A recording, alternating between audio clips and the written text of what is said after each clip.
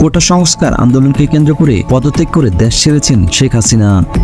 এরই মধ্যে সামাজিক যোগাযোগ মাধ্যমে একটি পোস্ট দিয়েছেন জনপ্রিয় সঙ্গীত শিল্পী আসিফ আকবর, যা ইতিমধ্যেই ভাইরাল হয়েছে। তিনি ফেসবুকে লিখেছেন, সন্তানদের মেধা বাংলাদেশের সেরা সম্পদ। এই বাংলাদেশ পরিচালিত হতে হবে মেধাবী দেশপ্রেমিকদের মাধ্যমে।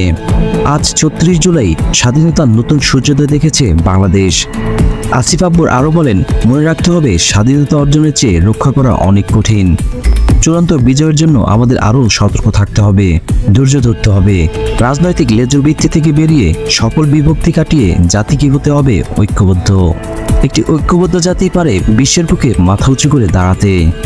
এই সঙ্গীত শিল্পী আরও বলেন, আমাদের সন্তানই বিজয়ী ছাত্র সমাজের স্বপ্নের বাংলাদেশ বাস্তবায়ন করতে হবে। শহীদ ছাত্রছাত্রী ও তাদের পরিবারের প্রতি বিনম্র শ্রদ্ধা। তোমাদের অপেক্ষা ছিলাম, হতাশ হইনি। বিশ্বাস ছিল এই তরুণরাই একদিন অচলায়তন ভেঙে দিয়ে নতুন বাংলাদেশ গড়বে।